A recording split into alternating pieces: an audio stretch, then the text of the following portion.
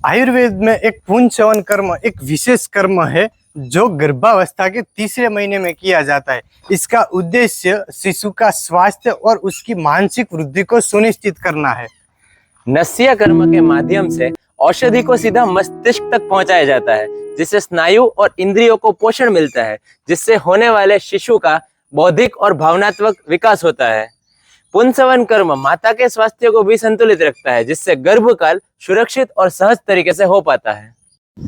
वो प्रफुल्ल भाई, मैंने सुना है ये पुंसवन कर्म के अंदर जेंडर चेंज ऐसा भी कुछ होता है, तो आप सबको बताएंगे ये कैसे होता है? हाँ, ये बिल्कुल सही है। इस विधि में अनेक औषधियां महिलाओं को नाक के द्वारा दी जाती है और इन औषधियों का चयन गर्भिणी की प्रकृति, ऋतु और चिकित्सक के मार्गदर्शन पर निर्भर है। इसमें आसव, घृत, रस और स्वरस का इस्तेमाल किया जाता है और जिसमें कई सारी औषधियां जैसे कि जटामांसी, ब्राह्मी, शंखपुष्पी और यष्टि मधु जैसी औषधियों का प्रयोग किया जाता है।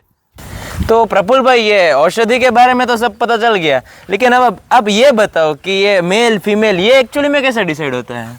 अगर यदि औषधि को दाई नासिका में दी जाती है तो भ्रूण में पुरुष लक्षण मजबूत होते हैं और यदि औषधि बाई नासिका में दी जाती है तो भ्रूण में स्त्री लक्षण विकसित होने की संभावना बढ़ जाती है। मेरे शब्दों पर ध्यान दीजिएगा, मैं कह रहा हूँ संभावना बढ़ जाती है, ना कि 100% पुरुष ही होगा या फिर स्त्री होगी। और इस प्रयोग का उद्देश्य सिर्फ लिंग निर्धारण करना नहीं, बल्कि शिशु की मानसिक और शारीरिक क्षमता को बढ़ाना, इस उद्देश्य से ये प्रयोग किया जाता है। तो प्रफुल्ल भाई, ये पुंसवन कर्म का तो कुछ लोग गलत उपयोग भी कर सकते हैं, मतलब सिर्फ पुत्र प्राप्ति के लिए, तो इसके बारे में आप क्या कहोगे कि ये कितना सही है और कितना गलत?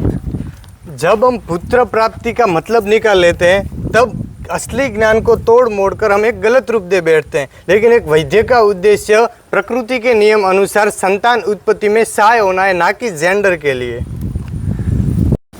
शायद आप लोगों को पता चल ही गया होगा हमारे इस वीडियो बनाने का उद्देश्य पुंसवन कर्म सिर्फ संतान प्राप्ति के लिए नहीं, और उसमें भी पुत्र प्राप्ति के लिए, ये तो एकदम गलत सोच है, बल्कि शिशु के उत्तम विकास के लिए किया जाता है। तो यही तो है हमारे आयुर्वेद की महानता, जो हमें इस प्रकृति के नियम के साथ बनाए रखती है। जय आयुर्वेद, जय गौ माता।